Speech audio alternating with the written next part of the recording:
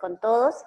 Bueno, en esta semana hemos tenido una maratónica en cuanto a lo que es cuidado paliativo, ¿no?, en pacientes oncológicos, y hemos visto muchos temas, ¿no? Como uno de ellos es, pues, la sedación paliativa, el control del dolor, disnea, que muy bien nos han expuesto los médicos, ¿sí?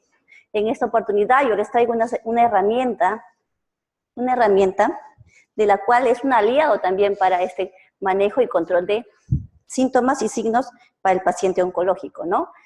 Entonces, vamos a empezar. Y vamos a empezar así. ¿Qué es el catéter subcutáneo? Es una vía sencilla, práctica, ¿sí?, cómoda y eficaz, y también de costo muy bajo, ¿no? Es una alternativa para la administración de medicamentos cuando la vía oral se vuelve impracticable, ¿no? Cuando hay presencia de náuseas, cuando hay presencia de vómitos, ¿sí? Es un procedimiento invasivo que va a ir insertado a nivel del tejido subcutáneo, ¿sí? Bueno, acá estamos observando justamente una instalación, una de las visitas domiciliarias a un paciente que está en domicilio, ¿sí? Bueno, el catéter subcutáneo también, como lo estaba mencionando, constituye una herramienta fundamental para todos los pacientes oncológicos que presentan signos y síntomas durante el transcurso del proceso de la enfermedad, hasta llegar, ¿no?, en algunos pacientes, al cáncer terminal. Es muy importante reconocer como profesional de salud, ¿sí?, esta herramienta.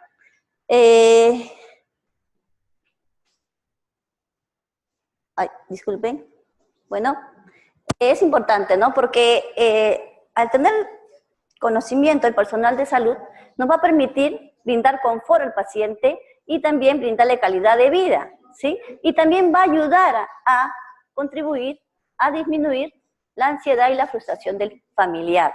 Tanto es así que el paciente oncológico, ¿sí?, cuando es paciente terminal, lógicamente, bueno, en el Ministerio de Salud y instituciones, pues los pacientes terminales pasan prácticamente los últimos días en casa, ¿no? Entonces, ¿quién es el que va a cuidar al paciente?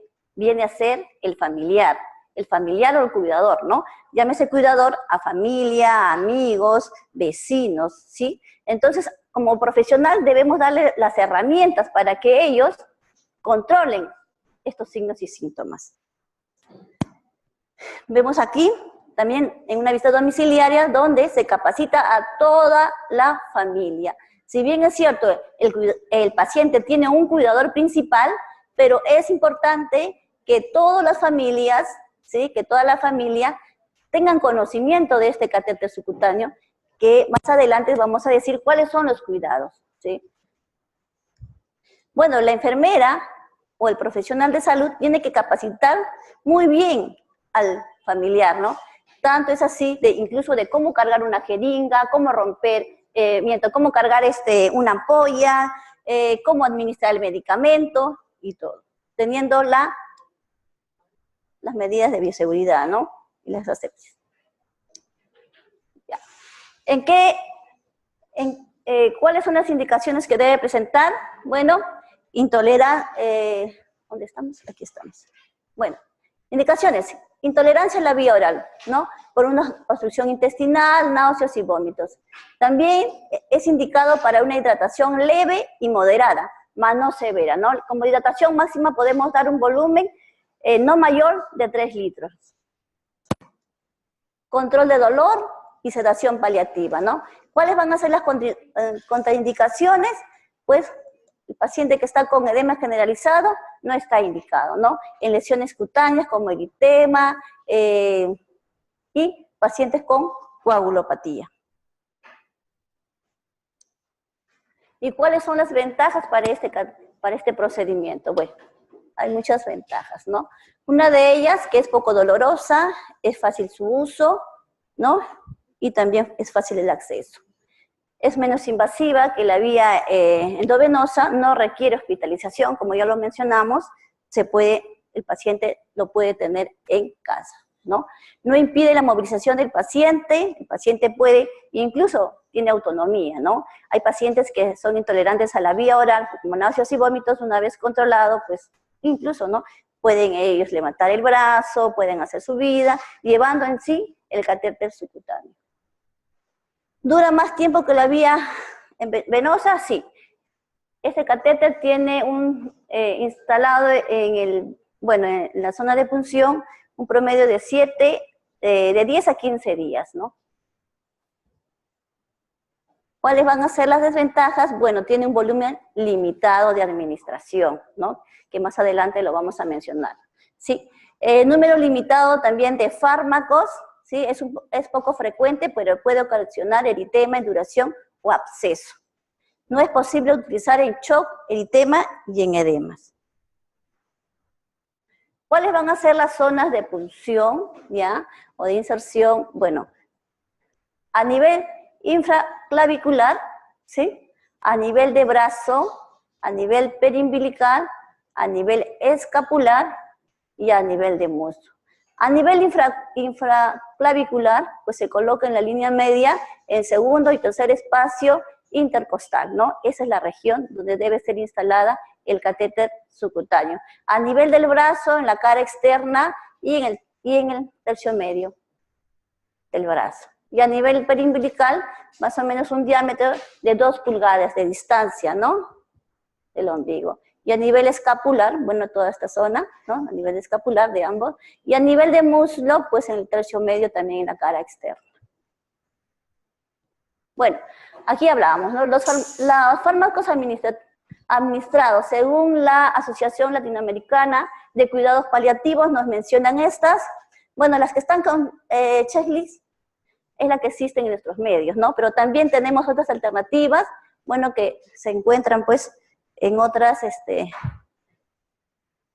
países, ¿no? Aquí lo que más empleamos es la morfina, ¿sí?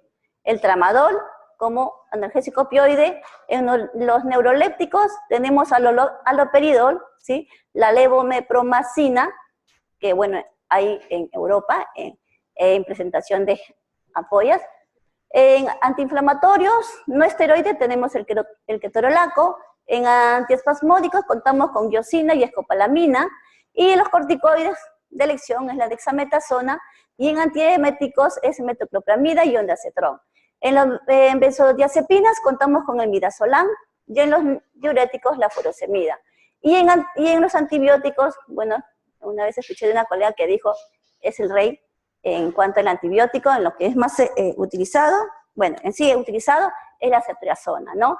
En cuanto a la dexametasona, algunos autores recomiendan no instalarlo en el mismo catéter donde van los otros fármacos, produce un poco de irritación, ¿sí? Lo ideal es administrarlo en otra zona, ¿sí? En cuanto a la ceftriaxona, el volumen puede ser diluido 1 gramo en 20 mililitros de suero fisiológico, ¿sí? O bueno, algunos médicos indican 2 gramos cada 24 horas y puede ser administrado con 40 mililitros de suero fisiológico en Volutrol en un goteo de 15 a 20 minutos. ¿Sí? Ahora, ¿cuáles son los materiales que vamos a emplear? Bueno, tenemos el catéter subcutáneo, que su nombre en sí es el catéter bifurcado en Y, ¿sí? Esos son, como lo podemos observar, en Y. Tenemos el suero fisiológico, gasas, povidona en espuma del 7.5%, una jeringa de 3 cc para cargar y purgar mi catéter, una llavecita de triple vía. Usualmente yo utilizo la llavecita de triple vía más que nada por el taponcito, ¿no? No es por adaptar. Y guantes estériles, ¿sí? Estos son los materiales que nosotros debemos necesitar, ¿sí? A ver, los procedimientos son, primero tenemos que explicar al paciente, ¿no? ¿Cuál es el procedimiento que se le va a hacer tanto al paciente como a la familia? Es muy importante eso, ¿cierto? Debemos colocar al paciente en una posición cómoda, ¿sí? Debemos lavarnos la mano, por supuesto, y valorar la zona de punción. Recordemos que la zona de punción que no debe tener, no debe estar colesterina cutánea, no debe tener coagulopatía, no debe tener eritema, ¿no? Es una zona intacta, ¿sí? ¿Qué más? Vamos a realizarnos el calzado de guantes, dentro de eso también me olvidaba la nasarca, es muy importante. La nasarca tampoco, el paciente tampoco no debe tener, no, o sea, pacientes con nasarca no debe ser instalado, ¿sí? No se debe realizar la asepsia y antisepsia con gases en yodo povidona, y luego, bueno, yo en mi experiencia suelo cambiar de guantes, ¿no? Y purgar el catéter subcutáneo con la solución salina. Vamos a realizar un pliegue, ¿sí? Para expandir lo que es la zona subcutánea, y vamos a insertar el catéter en un ángulo de 45 grados, ¿sí? Con bisel arriba. Y luego vamos a fijar con un apósito transparente, y por supuesto que vamos a rotular el día de haber sido instalado. Es muy importante con nosotros como personal de salud, siempre educar al familiar, reforzar incluso, ¿no? Si bien es cierto, pues el paciente es un paciente, bueno, es un paciente que está postrado, que está echado, ¿no? Que no puede llegar quizás a nuestra cita. Entonces, reforzar siempre al cuidador los cuidados que debe tener con el catéter subcutáneo, ¿sí? Al mínimo, signos de dolor, de calor local, endurecimiento, automáticamente debe ser retirado ese catéter subcutáneo, ¿no? Es así, ¿no? Si es que así nosotros observáramos una ligera hilo de sangre, automáticamente también hay que retirar. Y es más, ¿no? Si eso se presentara a la hora de instalar el catéter, hay que retirar el catéter subcutáneo e instalarlo en otra zona, ¿no? Porque sabemos muy bien que el tejido subcutáneo también está inervado de vasos sanguíneos, ¿no? Entonces, tenemos que tener esa práctica, ¿sí? Bueno, esta herramienta es muy útil porque vemos hoy en día que nuestros pacientes con cáncer terminal sufren de mucho dolor, hay mucha desesperación, hay mucha angustia, ¿cierto? Y el paciente tiene derecho, ¿no? Tiene derecho a morir bien, ¿cierto? Tenemos nosotros que concientizar de tal manera que el familiar cumpla con el tratamiento, con las dosis adecuadas indicadas por el médico, y no esperar cuando el paciente tenga dolor, ¿sí? Entonces, esta es una herramienta muy práctica para poder controlar los signos y síntomas de un paciente oncológico en domicilio, ¿sí? Ahora vamos a, bueno, yo quería contarles una experiencia. Bueno, cuando nosotros recién empezamos en la unidad de ADI, llegó una señora, hija de una paciente, muy desesperada, ¿no? Mencionaba ella, pues, que su mamá sufría mucho del dolor. Ella vivía en Puente Piedra, en la zona de Pachacute, ¿no? Bueno, no sé si conocen Pachacute, pero es muy alejado a la ciudad de Lima. Y bueno, Pachacute, pues, es una zona de cerro y hay arenal, ¿no? Entonces la señora, cuando presentaba dolor, ¿qué hacían los familiares? La traían, ¿sí? Y llegaban a la emergencia. Cuando llegaban a la emergencia, llegaba por dolor. Y lógicamente, pues, vemos hoy en día que nuestra emergencia es muy saturada, ¿no? Es muy saturada por mucha demanda de pacientes, ¿no?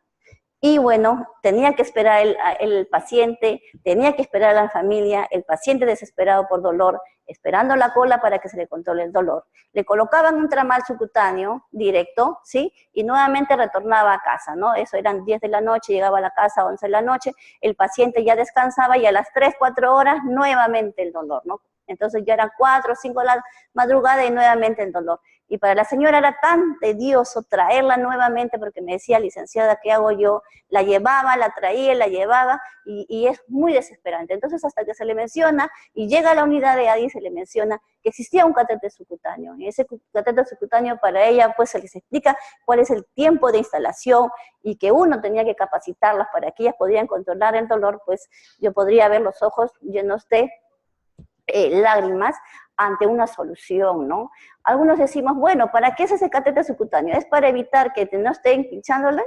Sí, y justamente para eso también, ¿no? Para evitar las técnicas cruentas, ¿no? Pero no todos los familiares tienen ese manejo, incluso de colocar un subcutáneo directo, ¿no? No tienen ese manejo. Entonces, si tenemos una herramienta en la cual ellos pueden quebrar la ampolla, cargar el medicamento, ¿no? Y administrar el medicamento y controlar el dolor es ideal, ¿no? El paciente tiene derecho, en el momento que va a partir, que el familiar controle el dolor, que le acompañen en sus últimos momentos de vida, porque si bien es cierto, está alterado el nivel de conciencia, pero aún hay sensibilidad, el paciente todavía necesita apoyo, necesita sentirse en su lugar, necesita partir con un familiar acompañado.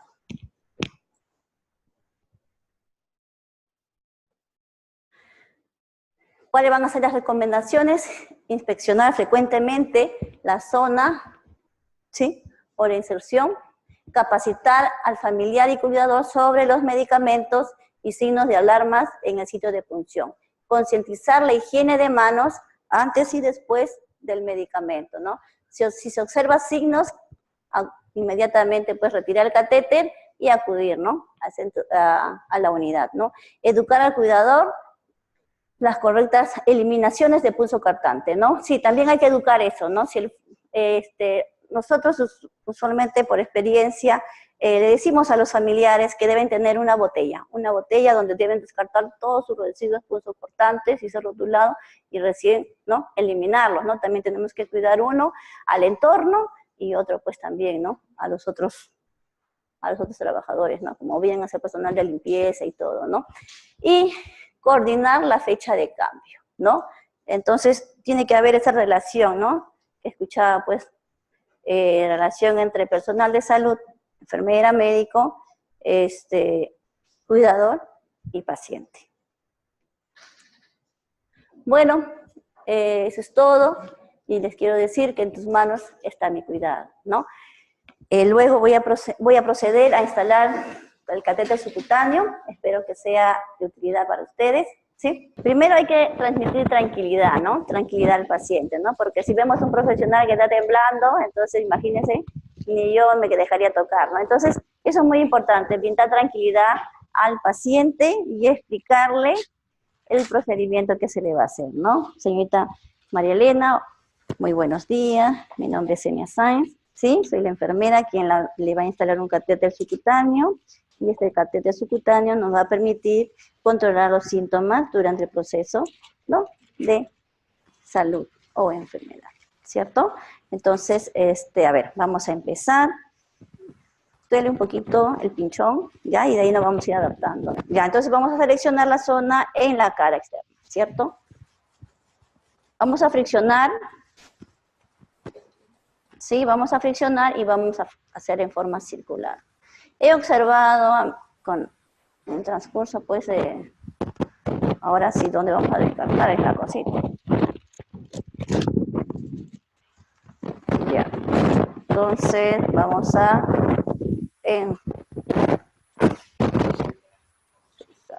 ya. Vamos a humedecer nuestras gasas.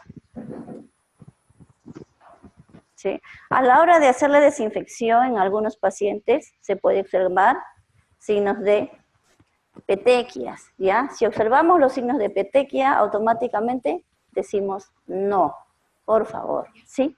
Decimos no. Dios mío, estamos mojando la mesa. Ya, entonces vamos a retirar, porque en algunos pacientes pues son alérgicos al yodo povidona, ¿no? Entonces, a retirar, recordemos, puntitos, y retirar. Listo. Y esta gasita me va a servir para secar, ¿ya? Para secar. Listo. Ahora sí, ya. Yo, por lo general, me retiro otro guante, ¿no? Pero también he visto en otros marcos teóricos que utilizan el mismo guante.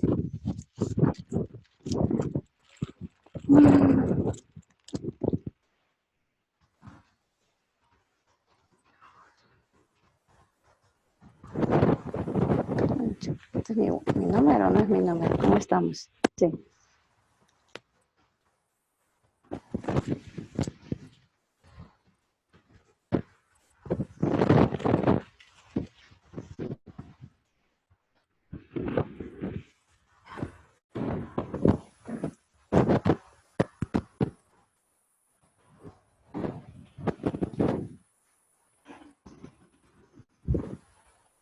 Vamos a cargar nuestra jeringa y vamos a purgarlo, ¿sí? ¿No? Ya, vamos a purgar nuestra jeringuita, ¿sí? Y aquí está el catéter subcutáneo, ¿sí? Aquí está, tiene que extender el bíceps hacia arriba, y acá vemos dos lumen, ¿no? ¿En cuál de los dos lumen debo realizar para purgar? En este de aquí, ¿sí? Retiramos, adaptamos y purgamos, ¿sí? Retiro, bíceps arriba y ahora sí, a ver, vamos a hacer una punción, ¿ya? Tranquila, Tomás, ¿estás conmigo? ¿Sí?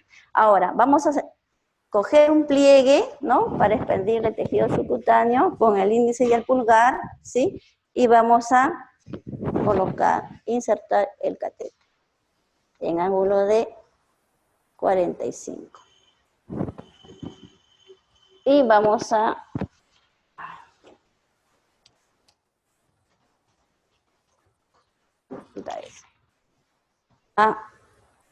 colocar el tegader, ¿ya? Una vez de haber colocado el tegader, lo que vamos a hacer, por favor, quisiera que visualicen bien, es retirar la guía, ¿sí? Porque tiene una guía, ¿sí? Entonces, para retirar la guía, bueno, tiene un taponcito, ¿no? Lo ideal es coger el taponcito, porque si no cogemos y agarramos la base amarilla, sacamos todo. Entonces cogemos el taponcito, presionamos y retiramos, ¿ya? Aquí está la guía, ¿sí? Entonces, este pacientito, o la pacientita, puede, incluso algunos recomiendan aspirar con la jeringa para ver si hay un poco, si hay retorno, ¿no? Del usual que no debe haber, ¿cierto? Pero si cogemos un vasito sanguíneo, sí vamos a tener ese retorno, ¿sí? ¿Y qué pasaría si habría ese retorno?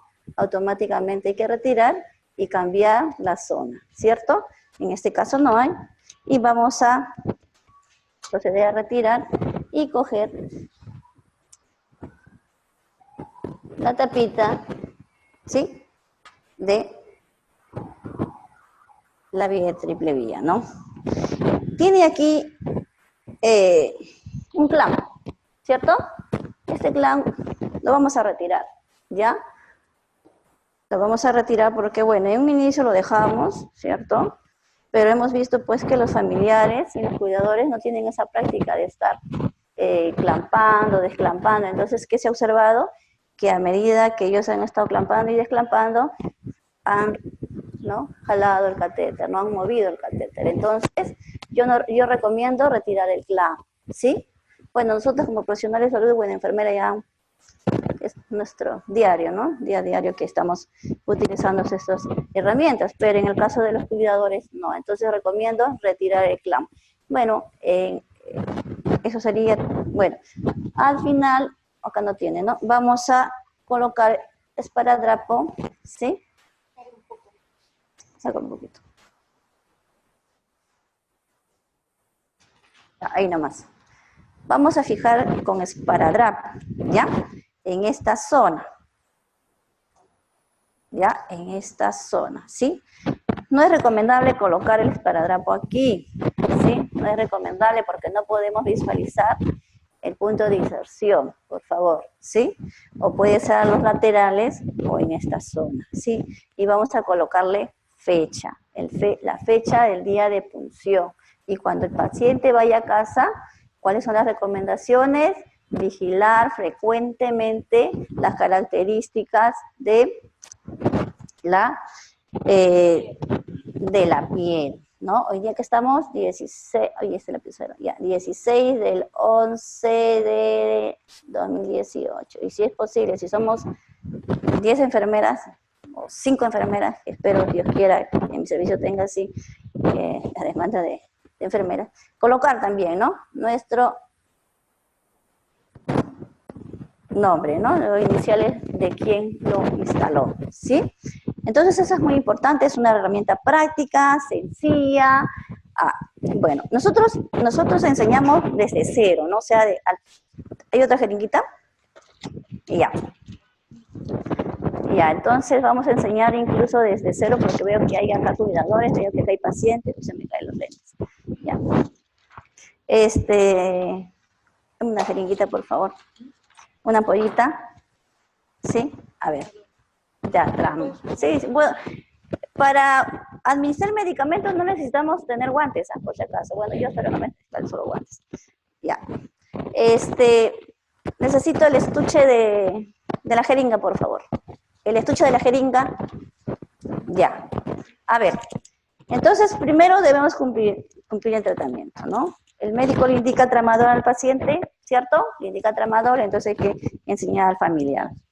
Ya, entonces vamos a colocar, a ver, tramador, acá dice 50 miligramos en 1 mililitro. Si el médico le indica 50 miligramos cada 12 horas para manejo de dolor, entonces le vamos a enseñar al familiar. Vamos a suponer que la licenciada Reina es su familiar, ¿cierto? Entonces le diré, señora Reina, usted tiene que administrar el medicamento a su familiar. ¿Y cómo lo va a hacer? Porque el familiar viene cero, pues no sabe ni cargar una jeringa, no sabe nada. Entonces hay que enseñarle. Así como nos enseñaron nosotros, hay que enseñar de una forma sencilla, ¿no? Entonces le diremos, primero seleccionar el medicamento, ¿no? Cogeremos una jeringa y para mí es vital el estuche de jeringa. Bueno, para nosotros las enfermeras tenemos práctica y no necesitamos eso. Pero los familiares sí. Entonces vamos a colocar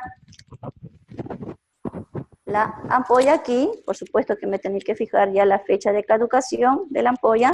Vamos a colocar aquí y vamos a enseñarle que con los pulgares cogemos y quebramos, ¿no? Entonces vamos a evitar también la lesión de rompernos la piel. Ya es práctico esto cuando aún no tenemos, ¿no?, la práctica de quebrar incluso una ampolla, ¿no es cierto? Entonces, señora Reina, vamos a hacer así, vamos a cargar nuestra jeringa. Bueno, ya, vamos a sacar el capuchón de la aguja y vamos a enseñarle cómo cargar. Entonces tenemos que cargar introduciendo la aguja y a medida que vamos aspirando el medicamento, enseñarles que debe tener una forma de B, ¿ya? De tal manera que puedes ellas aspirar todo el medicamento. Ya, listo. ¿Sí? Entonces, una vez que ya hemos cogido la ampolla, ¿sí?, vamos a retirar la aguja.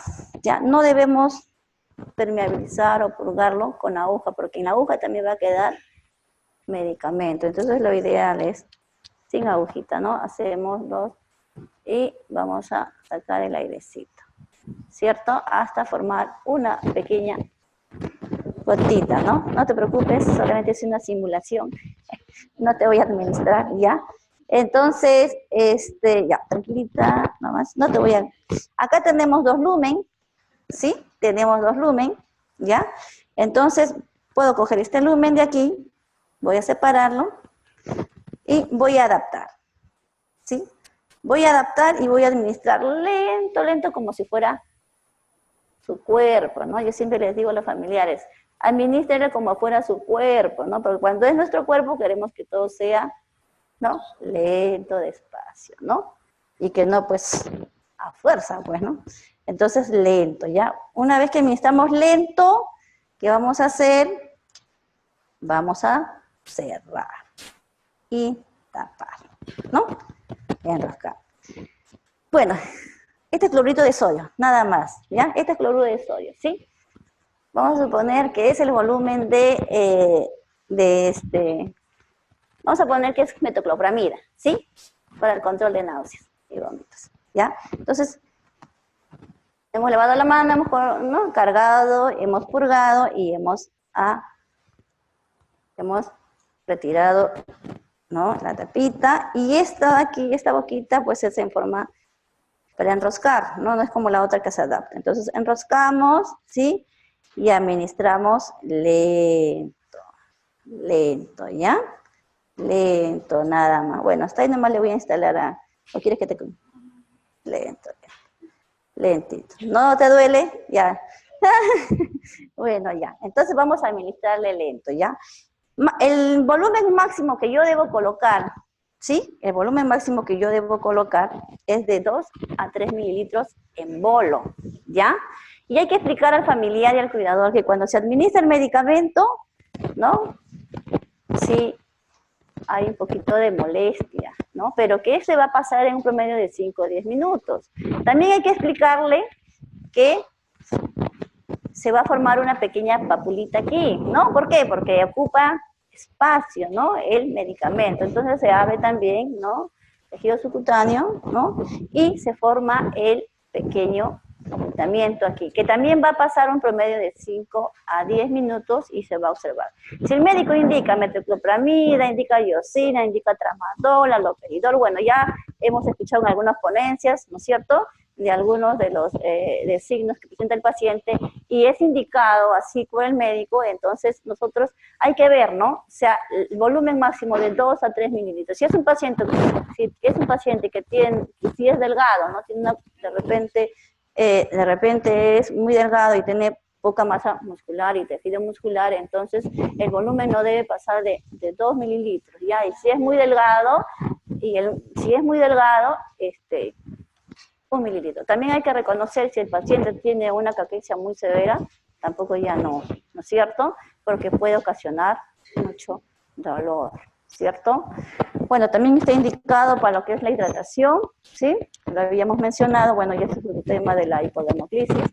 Y esto es con respecto a lo que es el catéter subcutáneo, ¿sí? Espero que haya sido de su agrado y de la utilidad.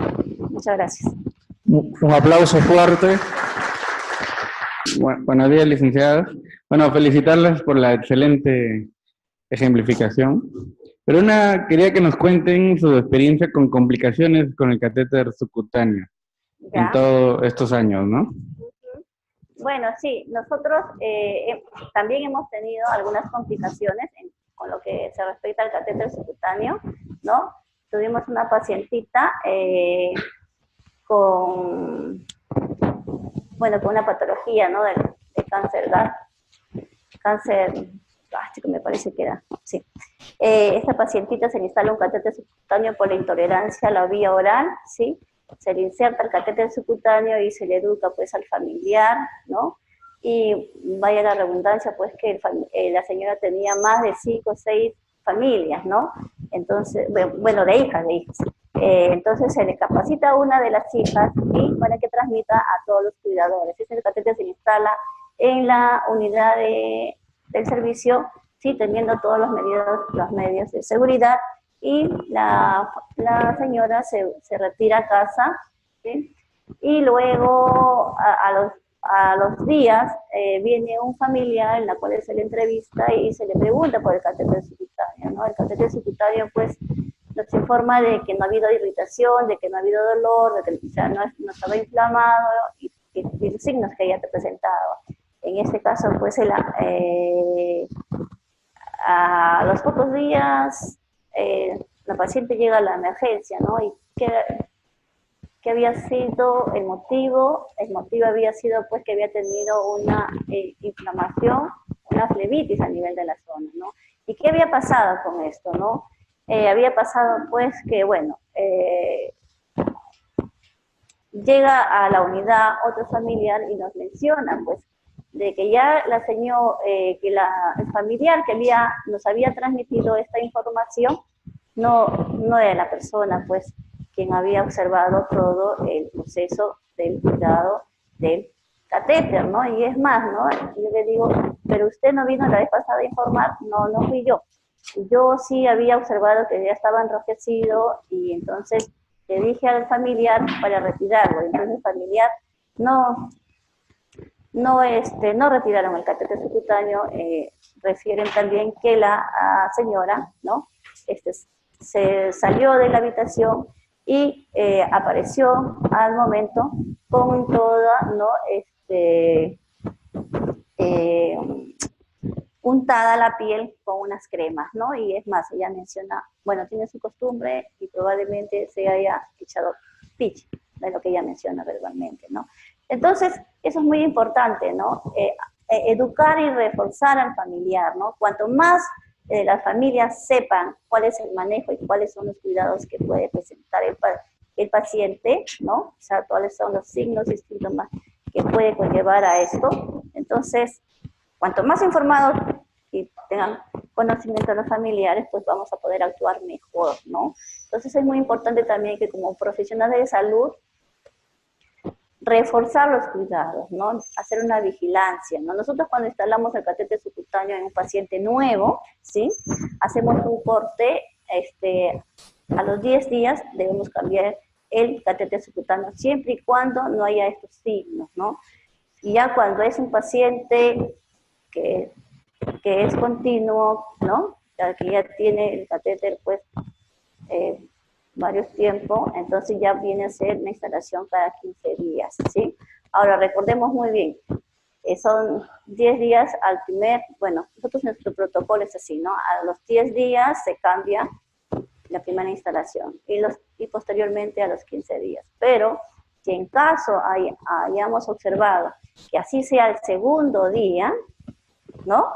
Hay que cambiar, hay que retirarle automáticamente. Es muy importante el lavado de mano es muy importante, ¿no? Y también orientar al familiar que si es que se cae la tapita, no la vamos a estar desinfectando, ¿no? Automáticamente tenemos que tener otro adaptador. Es por eso que también se les menciona el adaptador de la triple vía, porque consta de 2 tapitas, y adaptarlo, ¿no? Lo ideal es eso, ¿no? Tener las medidas de bioseguridad, la asepsia necesaria para administrar este medicamento, porque si bien es cierto, el paciente vive en domicilio, pero hay pacientes, pues, que no cuentan, ¿no? con un lugar, pues, como una clínica, un hospital, ¿no? Pero por lo menos en el lugar donde ellos vivan, mantener siempre la asepsia y vigilancia de la zona, ¿no? De la zona. Muy bien, tenemos otra pregunta por acá. Buenos días, licenciada. ¿Qué medicamentos podemos pasar por esta vía? Bueno, como yo le estaba mencionando, los medicamentos de elección, la zona de opioides, viene a ser pues la morfina y el tramal, ¿no? El tramal, también hay la oxicodona, pero aquí en el Perú pues lo tenemos todavía mediante la presentación de tableta, ¿no? También hay otros medicamentos, pero que en nuestros medios no contamos, ¿no es cierto? A ver, ¿qué medicamentos más? La metoclopramida, la iosina, ¿sí? Los medicamentos de iosina, metoclopramida, tramadol, haloperidol, midazolam, ¿no? Para sedación paliativa, y la escopolamina también, ¿sí? Son estos medicamentos de elección. La dosis, va a depender mucho de la evaluación del médico, ¿no? Y para controlar, bueno, eso ya es manejo del médico de la dosificación de los medicamentos. ¿Sí? ¿Alguna otra pregunta? Sí, licenciada, hay una interrogante por acá. ¿Nos podría aclarar con respecto a la angulación de la colocación del catéter? Sí. A ver, el marco teórico dice 45 grados, ¿no? Pero también he leído literaturas en las cuales dicen un ángulo de 35 a 45. Va a depender mucho de la masa y el tejido, ¿no? Muscular. Entonces, si es un paciente muy delgado, entonces tenemos que disminuir el ángulo, ¿no? Claro, tampoco es una transdérmica, ¿no es cierto? Es un subcutáneo, ¿no? Y el ángulo, pues, recomienda en un ángulo de 35 a 45 grados. Esa sería la medida de instalación. Recordemos que si cogemos vasos sanguíneos va a haber retorno, ¿no? Automáticamente hay que retirar ese catéter subcutáneo. ¿Sí? ¿Otra?